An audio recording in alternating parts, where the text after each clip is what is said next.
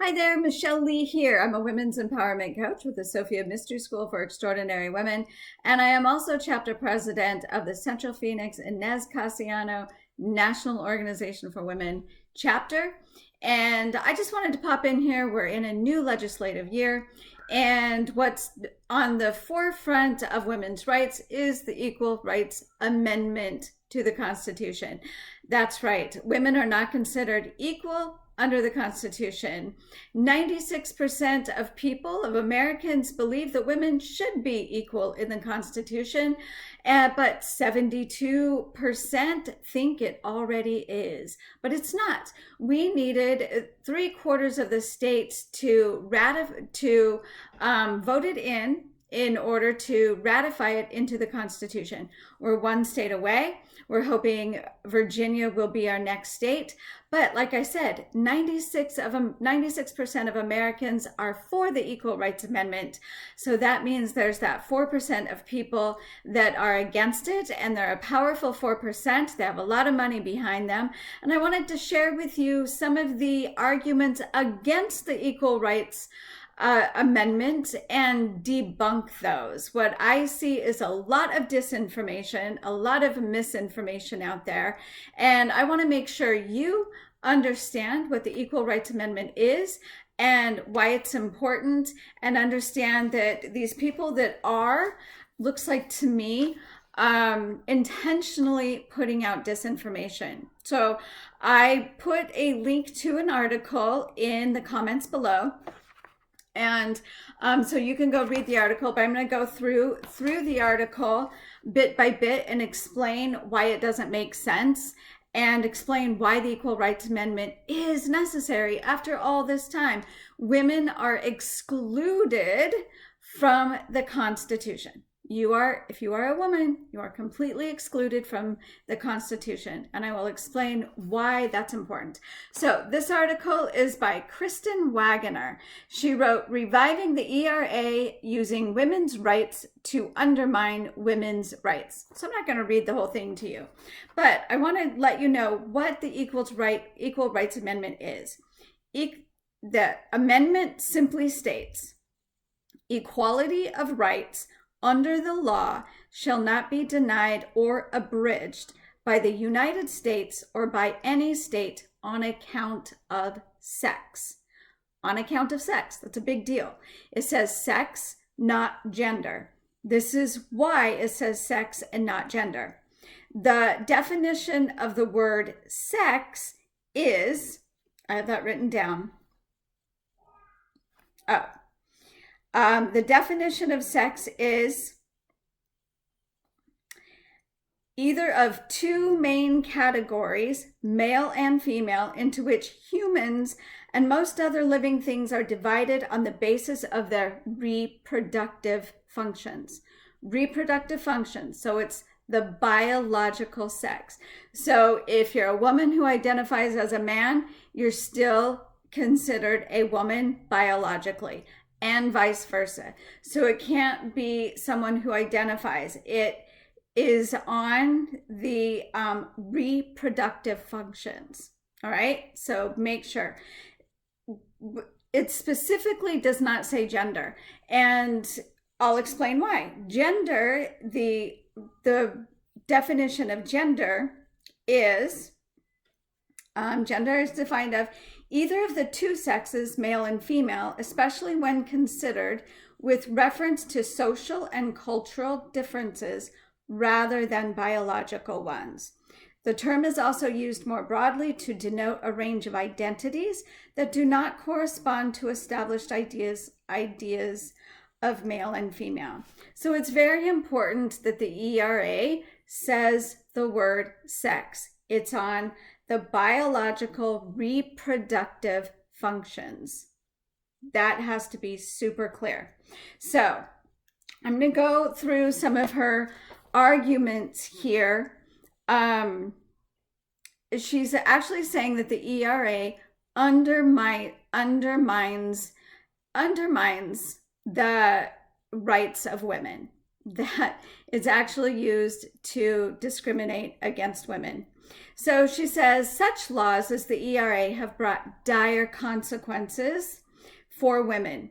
In local areas and states that have implemented ordinances similar to the ERA, women and girls have had their opportunities, their privacy, and even their physical safety severely compromised.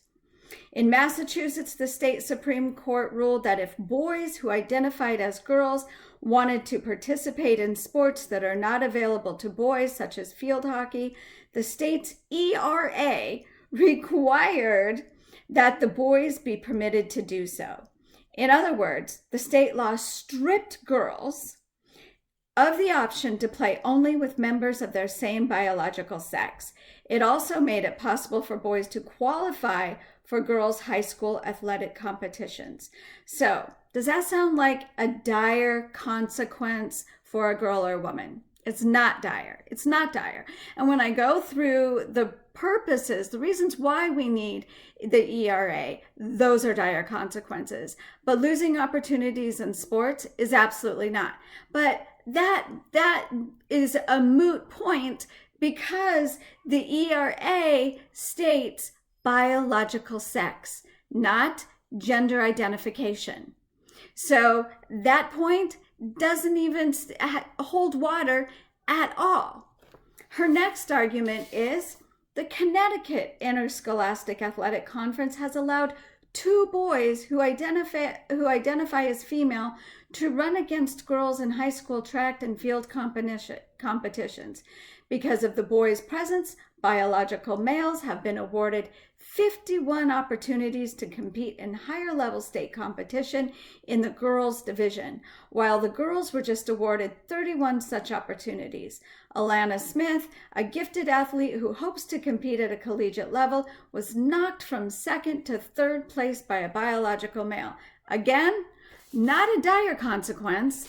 Again, a moot point because it's on gender identity, which the ERA specifically states biological sex, right? Ratifying the ERA would protect against this stuff happening, right? So the argument that she's making is actually the opposite of what actually can happen. So she says, it is not only sports on the line. Under the ERA, women stand to lose their basic physical privacy. The amendment could force organizations to open women's shelters, locker rooms, restrooms, and shower facilities to biological men who identify as women. This too is already happening at state and local levels. Again, moot point. This is gender identification, not sex. She's confusing the two.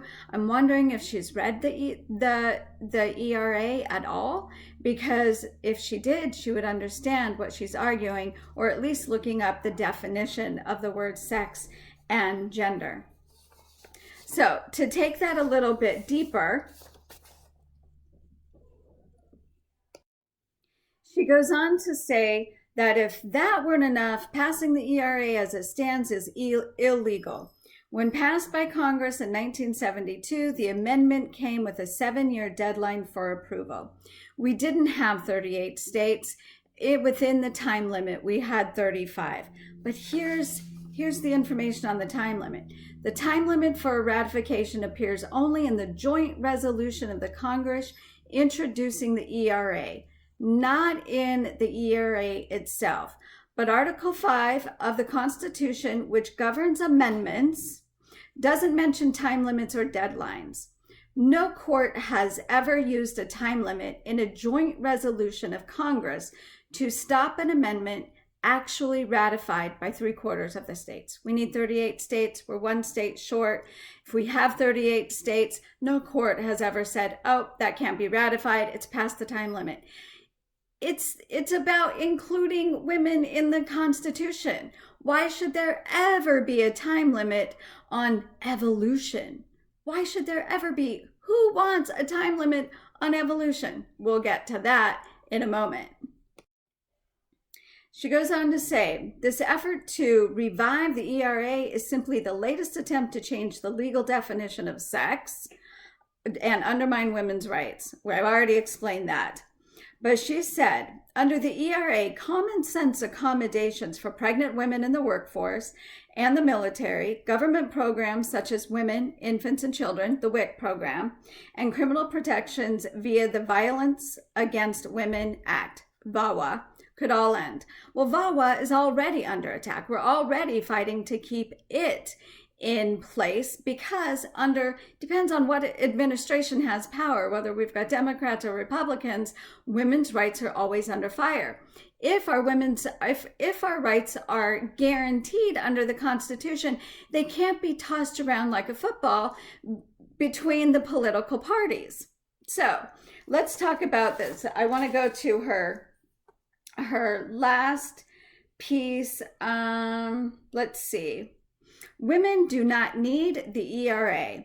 Federal law already guarantees equal employment, equal pay, education, credit eligibility, housing, public accommodations, etc. The ERA has potential to make things worse by disassociating the existing protections for women from biological sex, just the opposite of what she says, and replacing that clear-cut biological distinction with amorphous, ill-defined gender identity. No, it doesn't. It does just the opposite.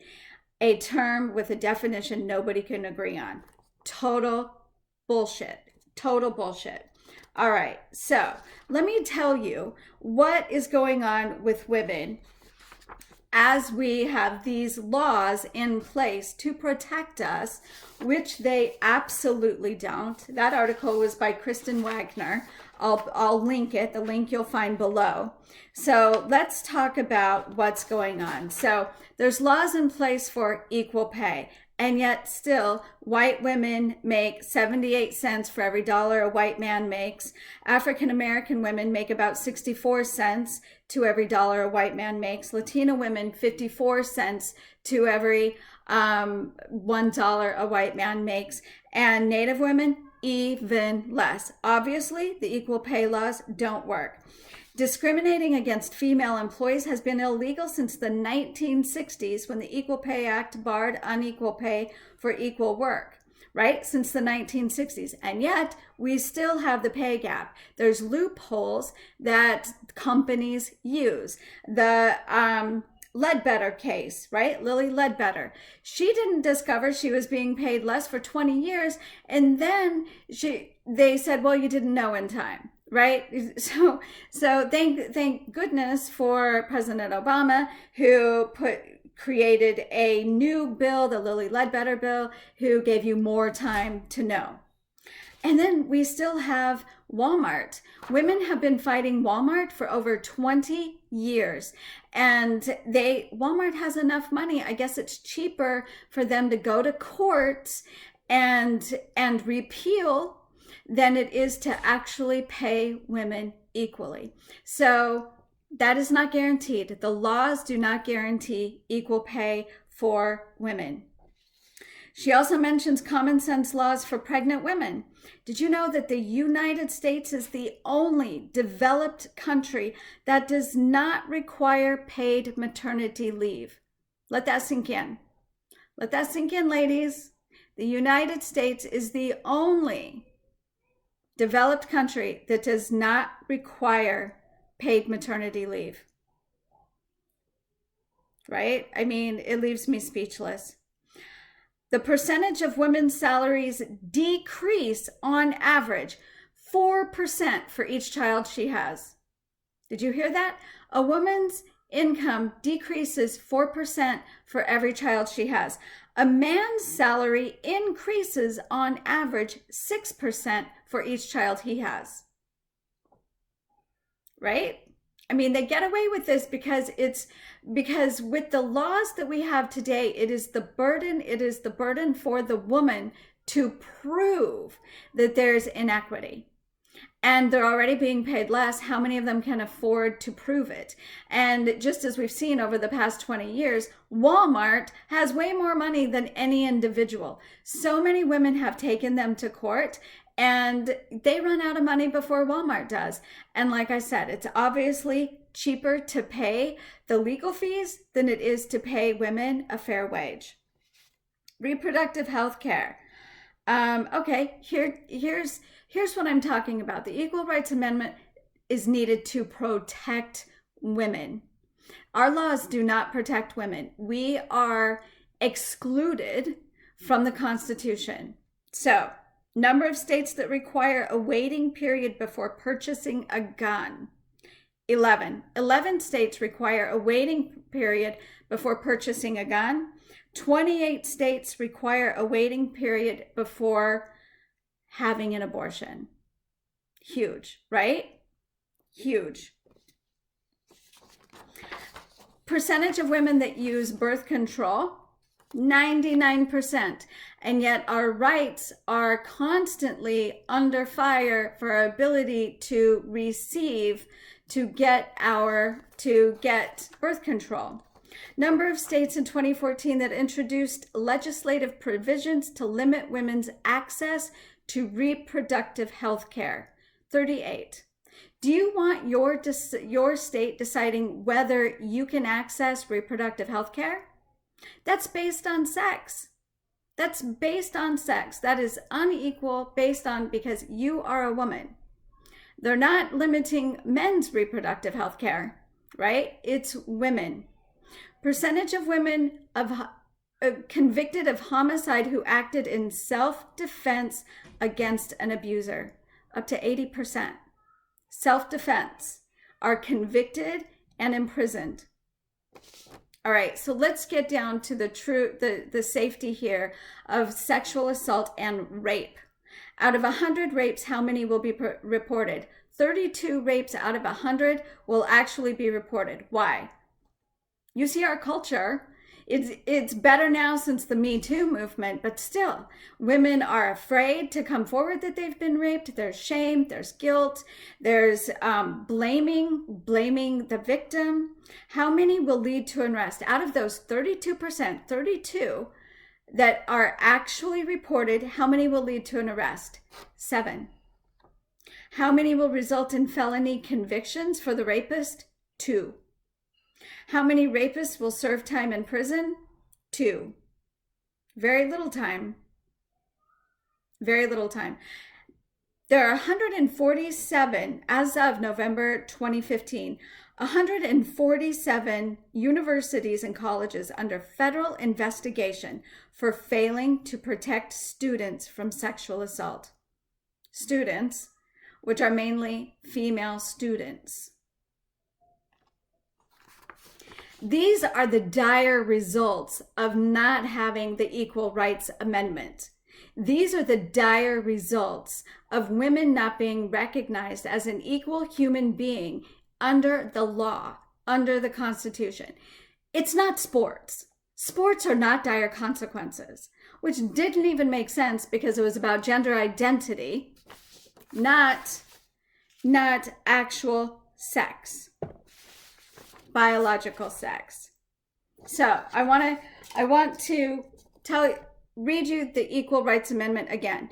Equality of rights under the law shall not be denied or abridged by the United States or by any state on account of sex. Kristen also stated that the problem with the Equal Rights Amendment is it doesn't say the word woman. No shit. It's not supposed to. It doesn't discriminate against sex, male or female, right? We know that Ruth Bader Ginsburg, the first case she took to protect the discrimination was for a man because he was being discriminated against for being the caretaker of his ill mother, and he wasn't receiving the funds that a female caregiver would because it was more typical for a woman to be the caregiver in that kind of case. So when you read this article, I'm thinking, okay, it's written in the Hill, and if you look closely, it does say it's an opinion piece. But then you look at about Kristen Waggoner, and she works at the Alliance. I think she's like vice president of the Alliance Defending Freedom, which you go on, if you research that, that is a Christian organization defending religious freedoms. So that's the 4% of the people that have a lot of money, a lot of backing. It's the religious right who don't want their traditions stamped upon or something. I don't understand. I don't understand why it is. But here's my thought. If you don't want to be equal in your household, if your religion states that your husband is the head of the household and you are worth less money and you are worth not being protected and all of that, okay, that's your religious right. That's your religious freedom. Don't put that on me. Don't put that on me or anybody else. So that's why we need the Equal Rights Amendment. The people that are fighting strong and throwing a lot of money at stopping the Equal Rights Amendment is religious based. It's religious based. So please share this. And if you're enjoying these videos, I'm going to be coming in debunking all kinds of stuff that has to do with women, women's rights, abortion, rape. We need to get the Equal Rights Amendment passed because women are excluded from our government. Women are excluded from religion in a great way. And surprisingly, it's women fighting against the Equal Rights Amendment. And what I find completely just ironic is that we have women in government fighting against the Equal Rights Amendment when it's actually feminists that got those women in there in the first place. So thanks for tuning in. Hit the subscribe button, hit the bell so you get notifications when I put new videos out. Invite your friends and join in. Let's pay attention. Let's get the ERA passed this year.